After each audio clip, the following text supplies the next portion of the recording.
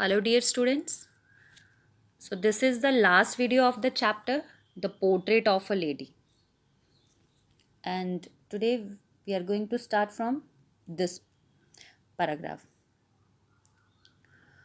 The next morning, she was taken ill. It was a mild fever, and the doctor told us that it would go, but my grandmother thought differently. She told us that her end was near. She said that since only a few hours before the close of the last chapter of her life, she had omitted to pray. She was not going to waste any more time talking to us okay.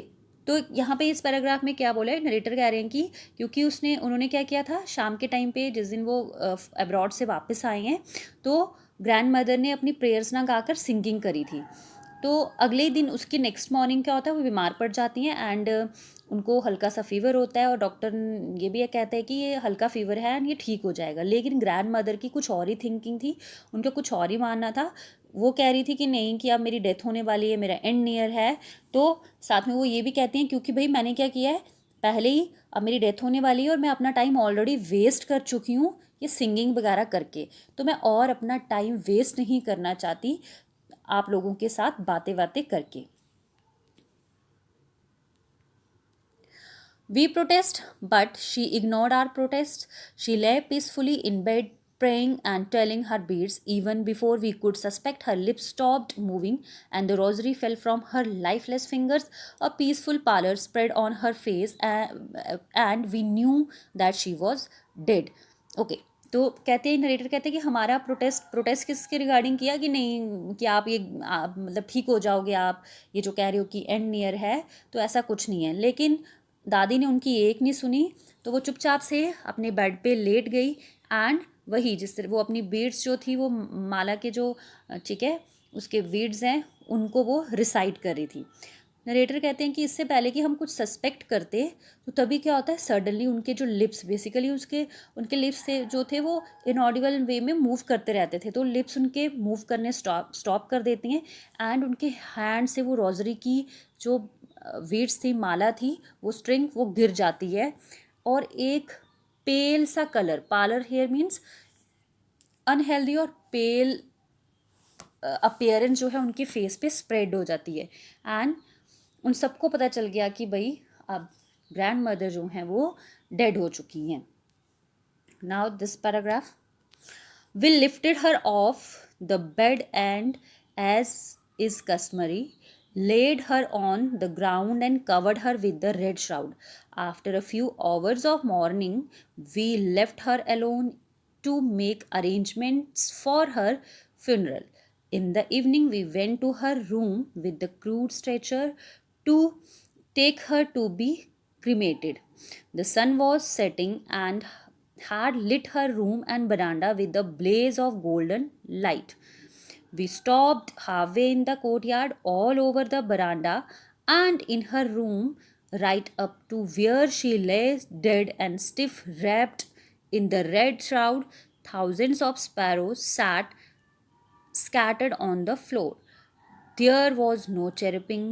We felt sorry for the birds, and my mother fetched some bread for them. She broke it into little crumbs, the way my grandmother used to, and threw it to them. The sparrows took no notice of the bread. When we carried my grandmother's corpse off, they flew away quietly. Next morning, the sweeper swept the breadcrumbs into the dustbin.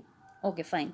So यहाँ पे last paragraph में narrator is saying कि जैसे उनकी death हो जाती है, तो जैसा कि एक कस्टम होता है, रिवाज होता है कि जैसे कि भाई जैसी डेथ होती है तो डेड बॉडी उठा के नीचे ग्राउंड पे रख देते हैं, तो एग्जैक्टली उन्होंने भी किया, उठा के नीचे रख दिया उनको। रेड श्राउड मीन्स कफन, वो जो एक क्लॉथ से कवर किया जाता है डेड बॉडी को, वो रेड कवर श्राउड से उनको कवर कर दिया।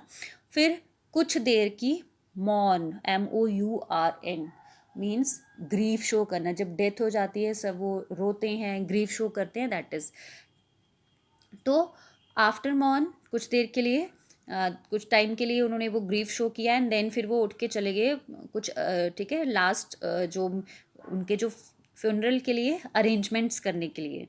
एंड शाम के टाइम पे जब वो वापस अरेंजमेंट्स करने के बाद जब वो वापस ग्रैंड मदर के रूम में आते हैं, एक क्रूड मीन्स रॉ स्ट्रेचर लाते हैं।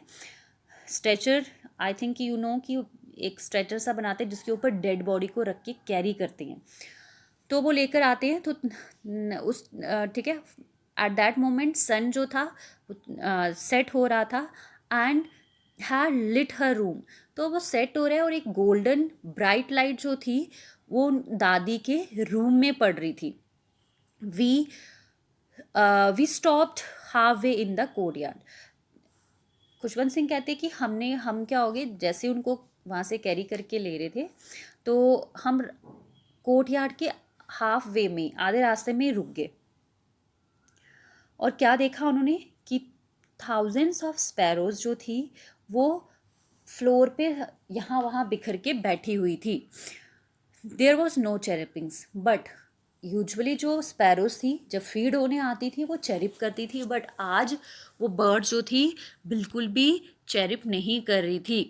एंड नरेटर इज सेइंग कि भाई हमें बहुत सॉरी, दुख फील हुआ बर्ड्स के लिए। और तभी क्या किया, उनकी मदर जो हैं वो किचन में जाती हैं, अंदर जाती हैं और वहाँ से क्या करती हैं, ब्रेड लाती हैं। और एग्जैक्टली जैसे वो दादी करती थी वैसे ही उन्होंने भी क्या किया, उस ब्रेड के लिटिल, ठीक है, उनको ब्रोक किया, तोड़ा, लिटिल क्रम्स। क्रम्स क्या होते हैं, टुकड़े, पीसेस, छोटे छोटे टुकड़ों में किया उसको और वो बर्ड्स को डाल दिए। लेकिन यहाँ पे बोला है कि बर्ड्स जो थे, स्पैरो जो थी, उन्होंने बिल्कुल भी वो जो क्रम्स उन्होंने डाले थे उनकी तरफ बिल्कुल भी अटेंशन पे नहीं की। तो तभी फिर उन्होंने क्या किया, वहाँ से ग्रैंड मदर की डेड बॉडी को जब वो कैरी करके ले गए तो उसके बाद वो स्पैरोज भी चुपचाप से वहाँ से उठकर चली गई। एंड नेक्स्ट मॉर्निंग, अगली सुबह क्या होता है कि जो स्वीपर है वो सफाई कर रहा होता है और वो क्या करता है कि वो जो ब्रेड क्रम्स उन्होंने लास्ट इवनिंग में उनको डाले थे स्पैरोज को, तो उनको इकट्ठा करके डस्टबिन में डाल देता है। So dear students,